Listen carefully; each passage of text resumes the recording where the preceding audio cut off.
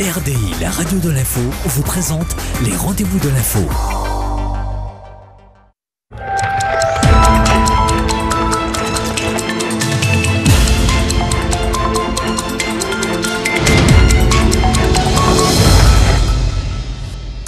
Bonsoir à tous, bienvenue dans le rendez-vous de l'info. Ce soir, édition spéciale dans notre émission. Vanessa ne sera pas là, pas de chronique, mais trois invités sur notre plateau. Nicolas Ibon, qui est auteur, apiculteur aussi, mais ce soir il est venu en tant qu'auteur. Thierry Macaire, directeur de publication Le Quotidien, qui est notre partenaire également avec RDI Guyane, et Karfa Dramé, vice-président de la culture musulmane de Guyane, pour parler bien sûr de ce qui fait l'actualité depuis ce matin un petit peu partout dans le monde, en France dans un premier temps, mais qui a une répercussion mondiale sur la fusillade, notamment à Charlie Hebdo, édition spéciale dans le rendez-vous de l'info, juste après le journal, tout en images.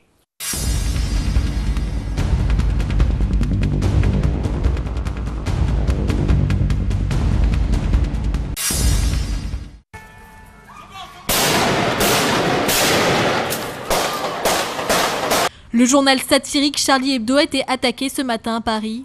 12 personnes de la rédaction ont été tuées ainsi que 2 policiers. Un attentat en guise de vengeance suite aux différentes caricatures du prophète Mahomet. Une affaire qui a secoué l'ensemble de la population, que ce soit en France, en Europe ou à l'international. Dans l'Hexagone, le plus haut stade Vigipirate a été déclenché. Des mesures ont également été prises en Guyane. La première, c'est des patrouilles mixtes avec des militaires pour tous les vols internationaux sur Félix et Boué. La deuxième, c'est le renforcement de la coopération régionale à nos frontières, notamment avec le Suriname. La troisième, c'est de rehausser d'un cran encore la vigilance au centre spatial guyanais. La quatrième, c'est des patrouilles plus visibles dans les centres commerciaux des gendarmes et des policiers. Et la dernière, c'est d'appeler bien évidemment toutes les administrations qui reçoivent du public à augmenter d'un cran leur sécurité, quitte à payer des vigiles supplémentaires ou à construire des sas supplémentaires. Mais encore une fois, je ne crois pas que la menace ait évolué, mais nous avons voulu montrer collectivement que nous prenions au sérieux cette affaire et l'état de l'opinion publique qui est profondément traumatisée par ce qu'on a vu à la télé ce matin. Après cet attentat, la question des djihadistes dans le département refait surface. Des mesures et des enquêtes par des cellules antiterroristes continuent d'être menées et peuvent parfois conduire à des signalements. Mais en Guyane, il y en a eu très peu. En Guyane, c'est ridicule, c'est moins d'une demi-douzaine. Et donc, pour l'instant, nous ne sommes jamais allés jusqu'au bout du travail, c'est-à-dire considérer que cette personne était en voie de radicalisation. Donc, mais nous sommes extrêmement attentifs et l'enseignement national est mobilisé. Les assistantes sociales, que ce soit celles du Conseil général, que ce soit celles des mairies, des municipalités sont mobilisées.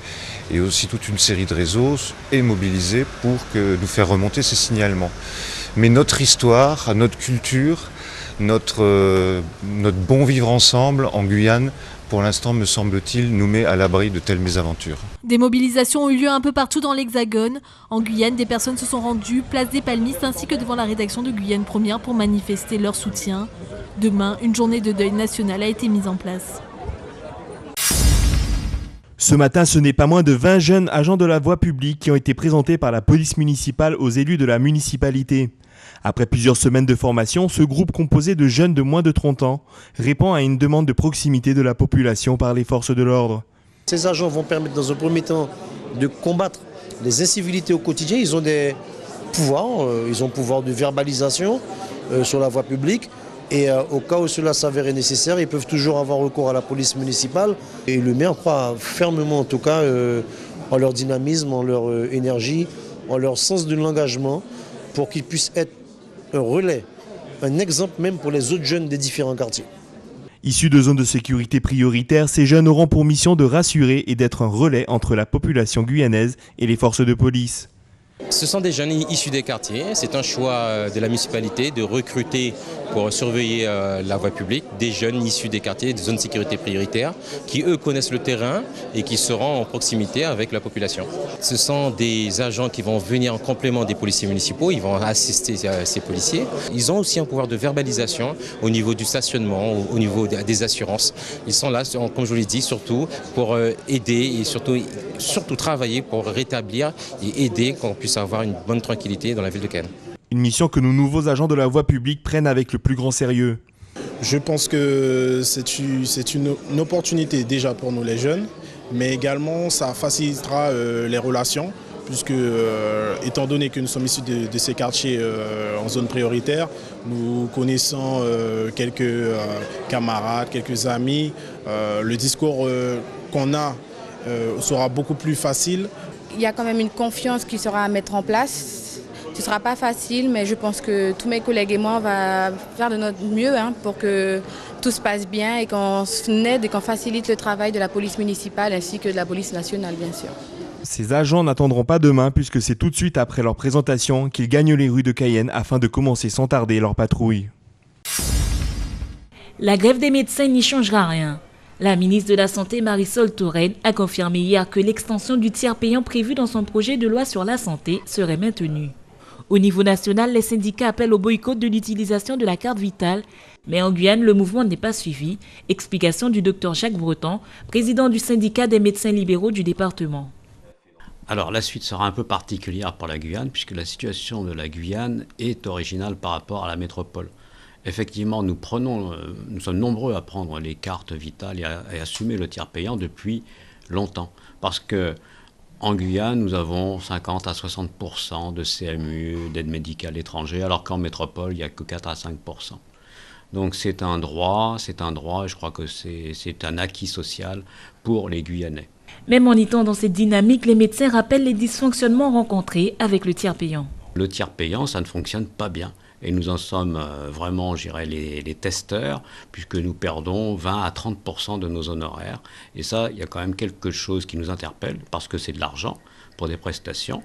On a des mutuelles, notamment, et on n'arrive pas à récupérer cet argent. Donc, on va interpeller la sécurité sociale pour qu'elle nous aide, voir certains pouvoirs publics, voir la direction des services fiscaux, parce que ça s'assimile quand même à un grand flou, voire à une escroquerie globale.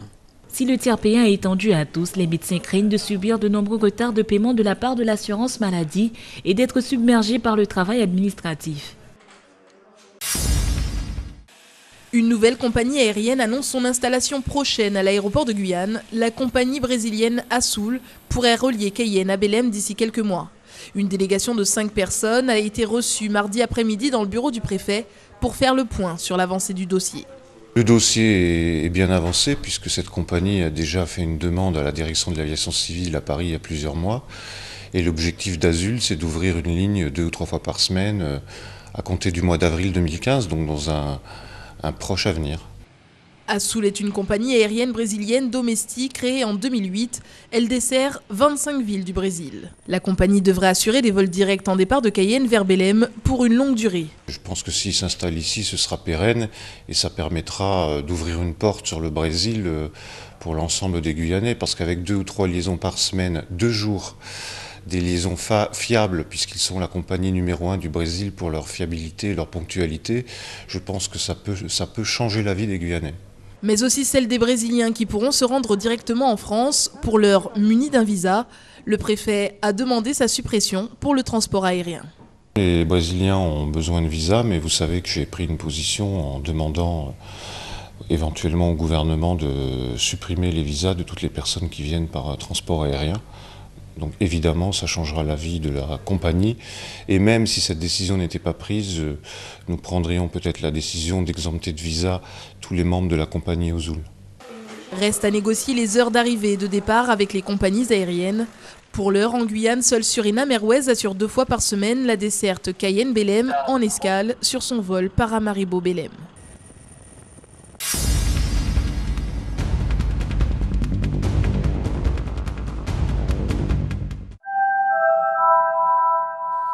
De retour sur le plateau du rendez-vous de l'info, et puis ça vient de tomber, Marie-Laure Finira-Hort, maire de la ville de Cayenne, et son conseil municipal, choqué par l'acte odieux visant à anéantir la liberté de la presse, de l'expression républicaine, invite la population guyanaise à une grande marche citoyenne le samedi 10 janvier à 7h30, tous vêtus de blanc. Cette marche débutera devant l'hebdomadaire de l'avenue Pasteur, puis passera devant le quotidien de la rue L'Alouette et s'achèvera devant l'hôtel de ville. Donc je rappelle, une marche samedi 10 janvier, 7h30, un appel donc de Madame le maire de la ville de Cayenne, Marie-Laure Finera-Horth. Sur le plateau du rendez-vous de l'info, Thierry Macaire, directeur de publication Le Quotidien. Bonsoir. Bonsoir Gilles. Bienvenue. Nicolas Ibon, donc auteur de Chambertin et Cupidon. Bonsoir. Bonsoir aussi. Si vous êtes là, vous allez nous témoigner, puisque c'est Wolinski qui signe votre couverture, donc vous le connaissez bien, ça sera pour un témoignage ce soir. Et puis Karfa Dramé, vous êtes vice-président de la culture musulmane de Guyane. Bonsoir. Bonsoir. Et bienvenue sur le plateau du rendez-vous de l'info. Voilà, nous sommes en direct et on éteint les portables en direct. Messieurs, première réaction, Thierry Macaire, sur ce qui s'est passé ce matin. Vous vous réveillez, vous écoutez la radio, vous allumez et vous regardez la télé. Qu'est-ce que vous voyez? Comment vous réagissez, vous journaliste? Pour être très clair, c'est que ce matin, la première des choses que je fais en arrivant à mon bureau vers 7h, je mets en ligne sur Facebook un article du Quotidien, et bon, puis les petits oiseaux que nos lecteurs connaissent. Et j'ai aperçu une fusillade, vraiment de façon... On est clair, quand je passe dessus, il est 7h, je prends mon café, fusillade chez Charlie Hebdo. Ma première réaction, ça a été rien, parce que j'y crois pas, Et puis après, vous vous rendez compte qu'on vous annonce qu'il y a 12 morts, 10 morts, puis 12, et puis vous vous rendez compte quelques minutes après encore des noms. Et là, je sais même pas, c'est difficile d'avoir des mots parce que ça se bouscule tant d'un point de vue personnel que professionnel. C'est ça qui est important. On va y revenir bien sûr, notamment sur la liberté de la presse. Nicolas Ibon, pareil, quelle a été votre réaction? Ça commence par un gros blanc, un vide énorme, et puis petit à petit, des coups de fil ou des mails qui arrivent, et puis le vide petit à petit se comble et se charge en émotions. Mais c'est tellement énorme qu'en fait, on n'arrive pas à mettre le doigt dessus, on n'arrive pas à visualiser, l'émotion ne prend pas de forme. Et même encore maintenant à cette heure-là, on va prendre du recul peut-être ce soir. Mais moi je me vois toujours pas en train de comprendre non seulement ce qui s'est passé, mais ce qui aboutit, quoi, la finalité de la chose. Il n'y a déjà pas vraiment de vocabulaire pour arriver à expliquer ça. C'est d'une atrocité insondable et dans son quotidien, à l'instant T, il faut d'un seul coup arriver à comprendre ça. C'est difficile et puis au bout d'un moment, on finit par prendre conscience des mots, des images et puis c'est forcément une grosse douleur, quoi. On va y revenir, bien sûr. Karfa Dramé, votre réaction? Vraiment, ça là, c'est le problème là, nous, on n'est pas au courant du tout. Parce que moi, j'ai vu de la télé, première chose que j'ai fait, ça m'a surpris. France, c'est ce que nous se connaît. France, il est occupé tout le quotidien de tout le monde. Mais maintenant, vous voyez ce qui s'est venu en France là, ça fait peur. D'accord. Ouais. On va revenir, je rappelle, vous êtes vice-président de la culture musulmane de Guyane, bien sûr, si vous êtes sur le plateau. C'est pour éviter tout amalgame et c'est pour ça qu'on vous a invité aujourd'hui. Alors, nous sommes allés faire un petit tour à la préfecture, bien sûr, vous l'avez entendu tout à l'heure. Il nous a aussi donné une interview exclusive cet après-midi. Le préfet nous dit plus ou moins sa réaction et ce qu'il compte mettre en place également aussi pour la Guyane. Extrait. Je suis comme tous les Français, je suis horrifié par cet horrible attentat. C'est un choc, comme l'a dit le président de la République, c'est un choc parce que quand on attaque un journal, quand on attaque un journaliste, c'est une attaque de la démocratie. En plus, Charlie Hebdo était un journal satirique, donc il était à la pointe de la démocratie parce qu'il appuyait là où ça faisait mal. Et puis c'est un choc aussi de voir qu'on a assassiné des policiers qui étaient chargés de protéger cette liberté. C'est vraiment terrible et il y aura sans doute un avant et un après 7 janvier. Oui, on a touché le cœur de la République, mais même pour des gens de ma génération qui lisaient Charlie Hebdo régulièrement, on nous vole aussi quelque part une partie de notre enfance.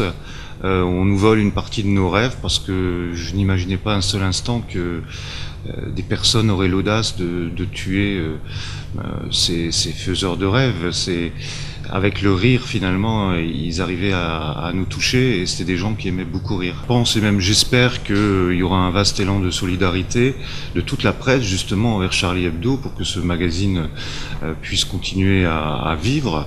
Non, il y a une posture de vigilance dans l'ensemble de la France parce qu'il y a, vous le savez, une radicalisation de certains éléments notamment qui rentrent de Syrie et qui sont capables de tout. Donc chaque préfet est chargé d'adapter le dispositif, donc ce qu'on fait en Guyane est différent de ce qu'on fait aux Antilles ou à La Réunion. Ici, en Guyane, il n'y a pas de mouvement de radicalisation. Alors nous faisons deux choses quand même depuis quelques mois. La première, ça ne se voit pas, c'est-à-dire qu'il y a des éléments qu'on repère, qui ne sont pas nombreux en Guyane, qui sont suivis, écoutés, surveillés, signalés à Paris. Et puis il y a les choses qu'on voit un peu plus, c'est-à-dire la sécurisation de l'aéroport par des patrouilles, et des patrouilles aussi qui passent auprès des grands centres commerciaux. Voilà, concernant donc le message de la préfecture ici même en Guyane. Il s'agit tout simplement de liberté de la presse contre le terrorisme. La guerre est déclarée depuis quelques années. Thierry Macaire, quel est votre sentiment là-dessus ? Ce qui est important autour de ça, c'est d'arriver à se rendre compte à un moment où de nombreuses polémiques ont lieu autour de ce qu'est un journaliste. Bien souvent, le journaliste est brocardé parce que on dit le journaliste c'est des mensonges, le journaliste il arrange la vérité comme ça l'intéresse. Oui, mais c'est aussi celui qui est le messager. Et normalement, on ne tue pas le messager. Et il est là pour transmettre un message, pour transmettre une information. Et après, on l'aime ou on l'aime pas l'information. Ce que je dis toujours, c'est que quand vous avez à lire un journal, lisez Libération et Le Figaro, comme ça vous pourrez vous faire une impression. Et dans ces lectures, eh bien, Le Canard enchaîné, Charlie Hebdo m'ont appris comme, je sais pas, comme les nouvelles littéraires, Le Quotidien de Paris, ou Libération, ou l'Humanité, m'ont appris et m'ont aidé à me construire. Et parce que ce sont des gens qui, lorsque j'avais 20 ans, ils en avaient 40, ils ont apporté beaucoup. Et aujourd'hui, c'est une régression énorme. Alors, faut pas faire, effectivement, faut surtout pas faire d'amalgame. Ce sont des extrémistes, mais ça montre bien qu'on est à l'abri nulle part. Et encore plus, quand on est en Guyane, c'est loin, ça paraît loin, ça paraît détaché parce qu'on ne voit pas. Mais nous avons tous, moi je sais pas, j'ai ma fille de 22 ans qui fait ses études à Paris, je l'ai appelée, elle est forcément touchée, il y a un impact, qu'on le veuille ou non, direct ou indirect, et on doit se sentir concerné. Alors même si vous n'êtes pas journaliste, Nicolas Ibon, d'après vous, quel est ce message quand on va voir les images d'ailleurs, tout le monde le sait, c'est sur tous les réseaux sociaux, notamment cette image atroce sur ce policier à terre qu'on achève. Quel est le message pour vous quand on voit de telles choses ? Je ne suis pas bien sûr qu'il faille retenir un quelconque message, tellement il est innommable, tellement c'est abject, quoi. Je pense qu'il faut pas du tout se focaliser sur quelques messages qu'on essaye de faire passer. Il y a une réalité atroce et malheureusement, malheureusement, c'est, comme disait Thierry tout à l'heure, c'est la défense de nos opinions, de notre droit à la moquerie, de notre droit à la rigolade, de notre droit d'être humain. Voilà, il faut pas commencer à tenir compte de ce que ces gens-là veulent nous faire passer comme message. Voilà, on a une vie, nous, qui est basée sur la liberté d'expression, entre autres, et c'est une de nos plus grandes valeurs. C'est un des 10 commandements de la République, et je comprends pas que c'est inimaginable qu'on puisse abaisser l'humanité à telle saloperie. Il y a pas de mots, quoi. Vraiment, je suis horrifié, je suis atterré, je suis avec énormément de tristesse par-dessus, et Voilà, beaucoup de colère aussi. Certains disent, voilà, on entend des commentaires ici et là, ce qui est normal. On ne sait même pas si c'est des personnes qui ont eu un message à faire passer, s'il y avait un commandement, s'ils étaient que deux. Enfin bref, c'est un petit peu flou tout ça. On en saura un petit peu plus dans les jours, les semaines, les mois à venir peut-être. 2 personnes isolées qui feraient ça, Thierry Macaire? Là, a priori, on est plutôt même sur 3. Oui, 3. Mais ce qu'il y a, c'est que isolé, peu importe. En fait, ce qui se passe, c'est que actuellement, les mouvements islamistes subissent des revers. Enfin, c'est difficile pour eux sur le terrain en Afrique. Et ils en sont à exporter aujourd'hui, pour avoir une plus grande vitrine, pour avoir une plus grande visibilité. Derrière le message, je rebondis sur ce que dit Nicolas, le message, c'est pas ce qu'il y a d'important, c'est que le message, c'est un message de haine, de toute façon, c'est un message de haine viscérale, c'est-à-dire qu'il n'y a pas le droit à la parole. Il faut se rappeler de ça, c'est que la liberté de la presse, c'est un élément essentiel de notre démocratie. C'est un élément essentiel qui fait progresser, parce que beaucoup de journalistes meurent chaque année, il ne faut pas oublier. Bien sûr, on va y revenir. Oui, ils meurent sur le terrain. Les journalistes américains qui ont été décapités en sont des preuves, elles aussi. Là maintenant, on vient s'attaquer directement dans un journal à des personnes qui n'ont que pour but que de tourner en dérision. Les musulmans, et là je reviens vers vous, Kharfa Dramé, c'est un coup dur pour les musulmans parce que inévitablement certaines personnes risquent de faire l'amalgame, ça risque de faire un jeu politique aussi demain. Quel est votre sentiment là-dessus, Kharfa Dramé? Vraiment, cette situation-là, tout le monde il est dedans. Parce que nous, on ne connaît pas ça. C'était barbarie ce qui s'était passé en France là. Vraiment, le vrai musulman, il ne peut pas la faire ça. Parce que c'est étonné. Moi, je suis d'origine sénégalais, mais ça fait 30 ans que je suis à la Guyane. Je suis parmi des musulmans, le premier musulman de la Guyane ici. Je suis parmi les gens. Nous, j'ai fréquenté le mosquée, prié, mais nous, jamais à laisser les gens, n'importe qui, il va venir diriger notre affaire ici. Mais le préfet Tourmé, il est au courant. Le préfet, il a parlé tout à l'heure, c'est qu'il a parlé de la situation de la Guyane. Effectivement, il est comme ça. La Guyane ici, nous, on sent bien ici. On contrôle sur notre affaire, on connaît très bien tout ce qui s'est passé à côté à nous. S'il y a quelque chose, parmi la préfecture même contrôle, il regarde, il fait le travail bien correctement parmi nous. Mais moi, ce qui est vraiment l'affaire là, ça a touché tous les musulmans à Guyane. Tous les musulmans imams même là, vraiment depuis que nous j'ai vu de la télé, ça choque. Quelques musulmans qui condamnent bien sûr dans l'Hexagone. Voilà. Est-ce que vous allez faire un geste fort justement pour éviter de faire l'amalgame? Alors effectivement, en Guyane, vous le dites, il y a, on va dire, moins de soucis. Ça reste qu'on est en département français et que ça peut faire réagir certaines personnes qui ne sauraient pas faire la différence entre un terroriste et un musulman. Malheureusement, disons les choses franchement. Oui, ce que tu as dit, c'est vrai. Parce que parfois, les gens, ils parlent la rue et ils ne connaissent pas. Parce qu'ils ne connaissent pas l'islam. Normalement, inhumanité, l'islam, la fondation de l'islam, c'est l'inhumanité. Toutes les personnes qui connaissent très bien de l'islam, tu ne peux pas tuer même le mousse. Ça, moi, je ne comprends pas. Le imam, il ne comprend pas. C'est ça, là, à cause de ça. Nous, on a évité ça. Même les gens, ils parlent parce qu'ils ne connaissent pas. S'ils connaissent, ils ne peuvent pas faire des amalgames entre terroristes avec les musulmans. Même entre nous-mêmes, là. C'est pour ça qu'il y a un message fort à faire passer, même ici en Guyane, on y revient. Les journalistes hésitent à se rendre dans certains pays aujourd'hui. On veut les faire taire, même chez eux. C'est ce que vous disiez, effectivement, Thierry Macaire, ça fait peur, là. Là, c'est effectivement en montrant certaines images, vous parlez de journalistes américains, on sait très bien, là, pour empêcher de faire passer, de montrer ce qui se passe à l'extérieur, mais là, on vient les attaquer chez eux, dans leur propre journal. Là, on est allé trop loin, on touche véritablement à la liberté de la presse.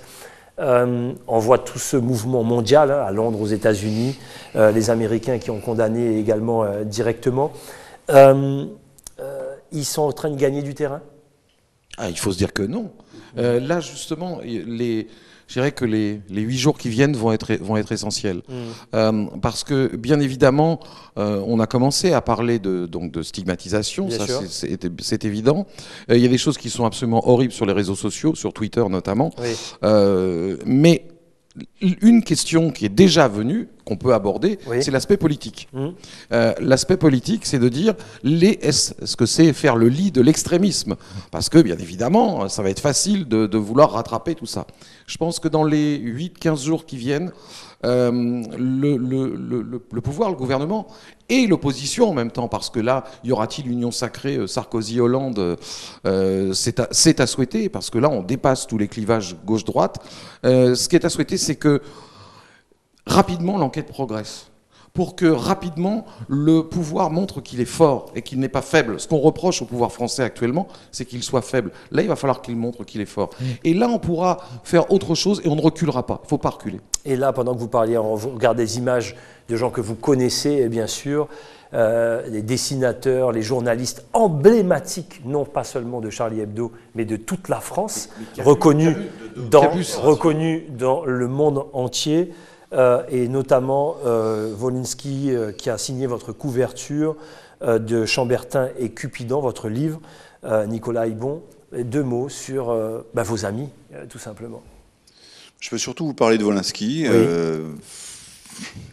Qu'est-ce que vous voulez qu'on dise sur un copain, sur quelqu'un qu'on aime, sur des gens qui ont le cœur sur la main, qui savent se marrer, qui ont toujours gardé un énorme sens de l'amitié, des valeurs humaines.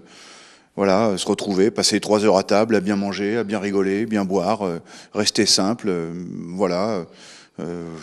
faire cadeau de son talent parce qu'il aime votre bouquin et voilà, c'est de l'amitié. Tout le monde pourrait parler de ses amis, mais là c'est un peu plus, c'est encore c'est le reflet de de 3 générations de critiques, de contestations affectives, de contestations humoristiques. Je sais pas, je suis un petit peu noué parce que c'est... Ça date de quand, la couverture de votre livre, la dernière fois que vous l'avez vu? Ça fait... Le livre, ça fait 1 an, c'était l'année dernière. Mais sinon, voilà, à chaque voyage en métropole, on se retrouve et on passe 3 heures à table à bien manger, à bien boire, à se marrer. Et puis ils ont une approche du monde qui est vraiment ancrée dans la critique humoristique, dans la drôlerie railleuse, dans l'humour piquant. Et voilà, il y a d'excellentes parties de rigolade avec un fond humain toujours présent, toujours là.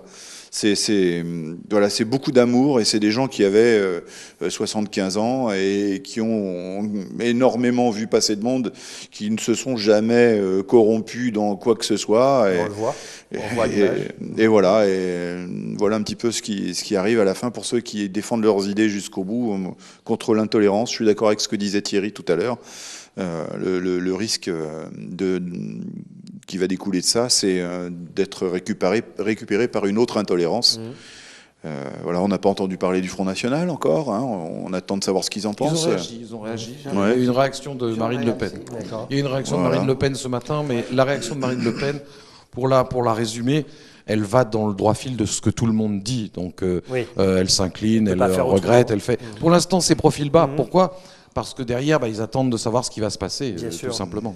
Thierry Macaire, ils ont, alors je le dis, c'est très lourd, ils ont tous disparu. Nos dessinateurs, nos journalistes, ciblés, ils étaient tous là, ils ont tous disparu d'un seul coup. Je sais pas, pour moi, c'est... Encore une fois, c'est le canard enchaîné, parce que Cabu, c'est le créateur c'est lui qui a créé l'expression, c'est le beauf, ça vient de Cabu. Exact. Un beauf, c'est Cabu.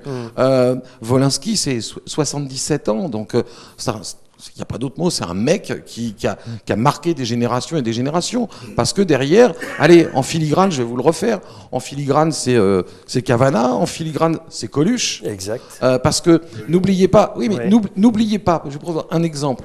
Le journal officiel de la campagne présidentielle de Coluche, pré-campagne présidentielle de Coluche, les journaux officiels, c'était Charlie Hebdo et Harakiri. Je veux dire, Quand on peut Harakiri, quand on peut se permettre une à la mort du général de Gaulle, qui est balle tragique à Colombey, un mort. Faut se rappeler ce qu'était le général de Gaulle à l'époque, donc il y a plus de 40 ans. Et se faire censurer. Oui, et se faire censurer. Et ils ont osé. Alors derrière, on a le droit de pas aimer. On a le droit de détester ce qu'ils ont fait. On a le droit de trouver ça vulgaire. On a tous les droits. On a le droit de pas aimer. C'est normal. On peut le dire. On peut dire qu'ils sont mauvais. On peut dire qu'ils sont pas drôles. Mais de là à les tuer. Votre message à faire passer, vous, culte musulman de Guyane, c'est important de faire passer un message au moment où il ne faut surtout pas qu'il y ait d'amalgame. Est-ce que vous êtes mobilisé? Est-ce que vous ferez partie de la marche qu'appelle notamment Marie-Laure Finera-Hort, maire de la ville de Cayenne? Est-ce que vous allez faire passer un message officiel? Si, on va faire tout possible pour faire des réunions, on va participer dans le marche là, parce que ça appartient pas à France tout seul, ça appartient à toutes les populations françaises. Nous, on va participer dans le marche. Ça, j'ai donné le message à tous les musulmans de la Guyane, il faut venir pour participer dans le marche, parce que ce qui s'est passé là, personne n'accepte pas ça. Ça fait mal pour la population, ça fait mal pour la Française. Merci en tout cas. Je suis Charlie. Voilà, regardez, je suis Charlie. On le voit déjà sur tous les réseaux sociaux. C'est le profil maintenant de pratiquement tout le monde sur WhatsApp, sur Facebook, sur Twitter. Je suis Charlie. Le message, Thierry Macaire. Je suis Charlie. Oui, et demain, à tel point, c'est que alors on est en bouclage du journal Le Quotidien. Le Quotidien, j'allais vous poser la question, qu'est-ce que vous allez mettre demain? J'ai écrit, oui. Voilà, j'avais envie de pleurer. On le retrouvera sur RDI aussi. Exact. Nicolas Ibon nous a écrit un texte, donc on va en parler, on va revenir sur cette on horreur. Regarde justement Le Quotidien. Ouais, ça c'est les oiseaux, parce que en fait l'idée, ça m'est venu tout de suite, c'est sans la liberté de blâmer, il n'est point d'éloge flatteur. C'est ce qu'a, lorsqu'en 1820, le Figaro a été créé, ils ont repris le nom de Figaro, ça vient de Beaumarchais, de la pièce de Beaumarchais, et donc je trouve que c'est très simple, quoi. C'est-à-dire que pour pouvoir faire du bien, il faut aussi gratouiller de temps en temps. Ça c'est essentiel. Et c'est fade, hein, forcément. Et demain. Alors là, je pense que Erwan qui travaille, qui fait le bouclage du journal, va s'en occuper. Demain, on s'appellera pas Le Quotidien. Charlie. Nous sommes tous Charlie ce soir. C'est comme ça qu'on se dit au revoir. Merci en tout cas à Nicolas Ibon, Thierry Macaire, Karfa Dramé d'être venus sur le plateau du rendez-vous de l'info. C'est comme ça qu'on se dit au revoir. Nous sommes tous Charlie ce soir et demain et encore plein d'autres jours. Passez une excellente soirée. Sans plus tarder, le journal de BFM qui va revenir bien sûr sur l'affaire de Charlie Hebdo, Dom Laquezotte à partir de 20h. Bonne soirée sur ATG, à demain.